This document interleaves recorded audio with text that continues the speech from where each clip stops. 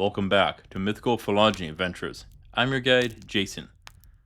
Last time, I started on the main characters of Baldur Gate 3, but only made it through the 6 origin characters. So let's move on to the additional members. Withers. Early on, you'll reach a dank crypt, with a few bandits and undead. At the back, you'll find a shrine to Jurgle, god of the dead. Behind that is a tomb, and when opened, an undead pops out and asks you what the worth of a life is. This is the crypt keeper known as Withers. He won't attack you and lets you leave the tomb, only to show up in camp and offer his services. He'll help you respec your character, changing class and stats, for some coin. For some more, he'll bring forth hirelings that you can use in your party. He doesn't give many answers, nor will he join in battle, though he offers advice to you, Arabelle, and others. He'll pry into your romantic options. He's a mysterious entity, which is an ally. Even vouches for you if you become a mind flayer. The last we see of him, he's back in his crypt, speaking degenerations at the dead 3 gods, Merkel, Bane, and Baal, the gods behind this whole mess. Overall, he is a passive character, and doesn't achieve much, but his mysterious nature can keep you focused on him. Oh, and he doesn't care if you pick his pocket. Normally, passive isn't a good thing for developing a character, but works for him due to the direct way he answers things, and the mysteries he keeps.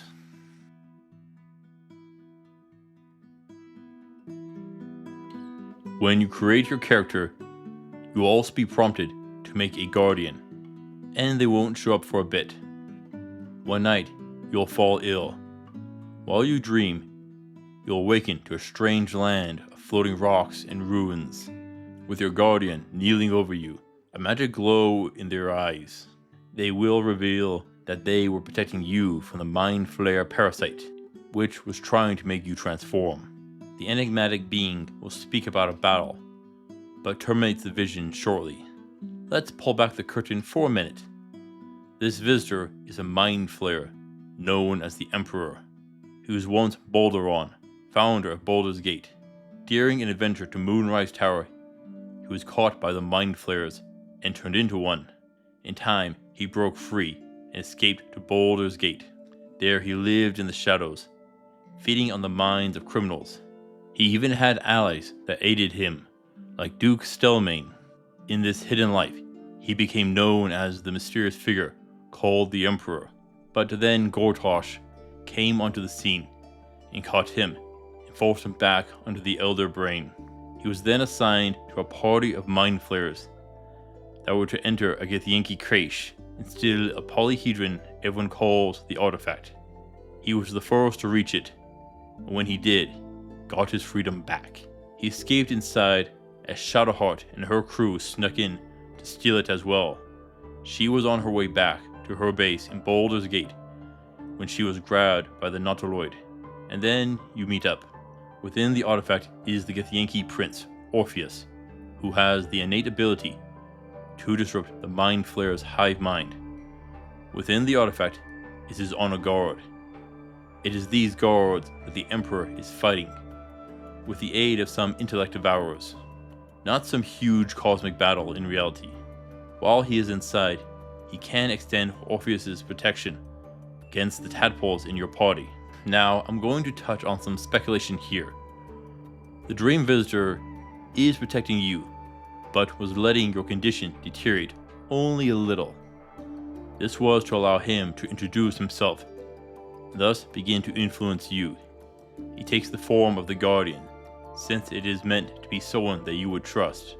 The knight-like attire helps instill the idea of a protector. If you speak with your party, they will also say that they were visited by the Guardian last night with various opinions.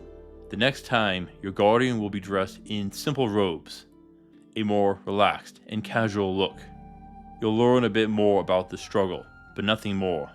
The change in the attire is meant to show a softer side, the same idea as your party switching into camp clothes instead of armor at night. You won't get a real conversation until the creche, where Vlakith sends you into the prism to kill someone. But there are others, even if you only meet one. Your guardian will be dressed in armor again, as a warrior, and lays down their sword while appealing to your better nature. This seems to be another manipulative ploy by the Mind Flayer.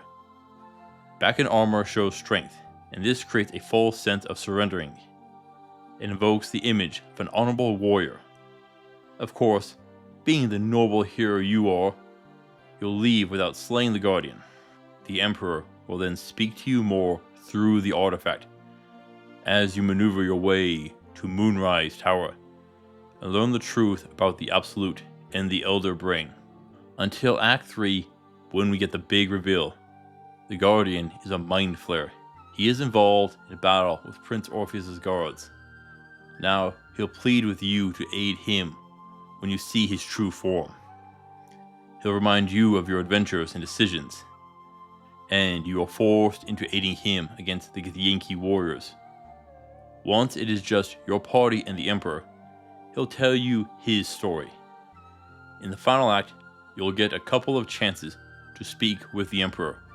One where he is partially dozing and you sneak up on him, and you discuss the situation while seated side by side. There is a wine rack beside you as you talk. Again, this is a trick. He's always been the one to bring you to the astral plane. And in the second, you awake with him laying beside you shirtless, and will attempt to seduce you. Now, you may also find his hideout, and he'll give you information on himself through the items you find within. Pleasant things about his dog, and the silverware set that his mother gave him. The latter doesn't make sense, since he would have lost it when he became a Mind Flayer. He'll also talk about a friend, Duke Stellman, and their relationship. Yet, you need to talk to Will about her, and he'll mention something about seeming off, until she later had a stroke. Now, we get to what happens if you tend to reject the Emperor more. He can reveal that he was mind-controlling Duke Stellman, using her as a puppet. That is what Will was talking about. When he met her before, she was mind-controlled, but the stroke came from being freed of his mind control. Yeah, he is kind of garbage. And why, when you reach the final point to choose between Orpheus and him, I go with the Githyanki. If you do side with him and let him control the Netherstones to control the Elder Brain, he will naturally want to destroy the brain and remain free. But if persuaded, he'll enslave it and your party to serve him. Any compassion he has shown was a lie. All he can do is manipulate others. He sees you are nothing more than a puppet. Withers does say that Mind Flayers lack souls. He relies on many psychological tricks to get you to lower your defenses.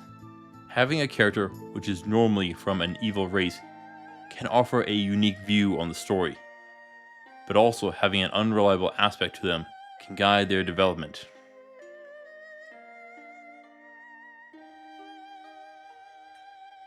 In Act 1, you learn that Kaga isn't the real Archdruid, but instead is Halsin, who went to the Goblin camp with the adventurers and is captured.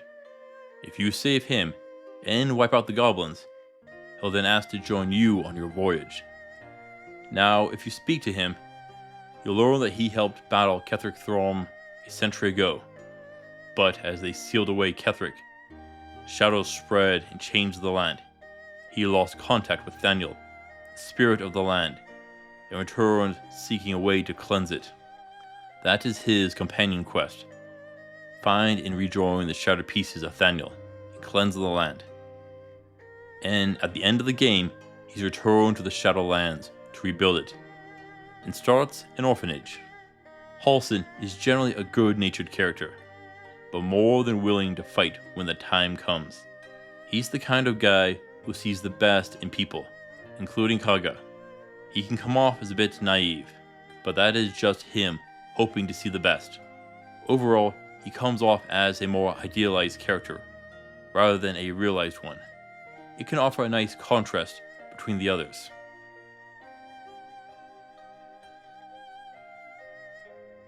Also, while in the Goblin camp, you'll meet a drow leader named Minthara. She is only serving them due to being controlled. Earlier, she and her forces moved against the cult of the Absolute. But when she arrived, Ketheric and Orwin wanted to speak, but it was a trap. Minthara was taken prisoner before getting a tadpole in the eye and placed under their control. And that way, she is just like you, only without the protection of the artifact. As you battle the goblins, you can choose to knock her out rather than kill her, and in doing so, she'll appear in Moonrise Tower being judged by Ketheric before being sent to the prison. If you side with the goblins against the grove, she'll offer to sleep with you and then goes to Moonrise Tower. But since she didn't have the artifact that she was sent out after, again, she'll be judged by Ketheric. Now, you can free her and she'll join your party. Else, her mind gets wiped, or she gets turned into a zombie. But to do that, you need to capture Isabel and not betray Balthazar. Minthara will speak on her enslavement after joining you. Overall, she is a more pragmatic person. She doesn't hide anything and compliments your foes for their clever strategy. Her cruelty is partially tempered when freed. Having a traitor type can offer insight into the villain's plans and allow for development without direct contact. Both her and Halsin tend to fall behind the other characters, partially because neither officially joins your party until far into the second act, and are more optional. It is even worse with Jaheira and Minsk. Both join even later, but those two are saved due to being legacy characters from earlier games. 1 to 3. Begin. When you reach Last Light Inn, you'll get the honor of being threatened by the High Hopper Jaheira. If Karlach is in your party, she'll fangirl out. So who is she? Well, she was a companion from the first 2 games. Right off the bat, she is suspicious. Well, she is a veteran of prior ball plots and more. She knows what she is doing. So she binds you in roots, brings up a mind flare parasite, see if you work for the cult of the Absolute. It'll take some work to keep her from wanting to kill you. Afterwards, she invites you to have a drink and laces it with a truth potion. See, she's very experienced, but not enough to recognize Marcus as a traitor. You'll have a little battle. When all is said and done, Jaheira will send you to Moonrise Tower, if she's alive. Once you investigate the Gauntlet of Shar, you can begin your siege of Moonrise Tower. If you didn't betray Isabel. If you did, she'll probably be dead. She can join you partway through the battle and becomes a party member. After dealing with some doppelgangers hiding amongst her agents, she seeks out the Thieves Guild and finds out that her old friend Minsk is up and at it, but working for the cult of the Absolute, and is going to be ambushed at the bank. Now, Minsk and Boo were turned to stone since the last game, and are now freed, after a failed move against the cult where he was caught. When he awoke, after getting a tadpole, a doppelganger disguised as Jaheira tricked him. You can track him down. If you are careful not to kill Minsk, you can bring him under the artifact's protection. Now, Minsk is not alone. He has Boo, the miniature giant space hamster. He talks to Boo, and it is Boo who is the brains of the duo. No, Minsk is not crazy. Remember, he is a ranger and can cast Speak with Animals. Minsk is a rather unique individual, far from intelligent. Thankfully, the overly paranoid and cautious Jaheira is a longtime friend. She is clever and suspicious, and observant. Minsk is mostly the muscle. He has a tendency to make rather absurd comments, though his logical assessments of situations are a bit out there. Jahira and Minsk are opposites in many ways. One is serious, the other humorous.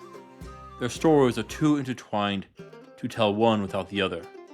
They are, at the heart, your old married couple, with years of adventure under their belts. You can learn much from these two, if you listen.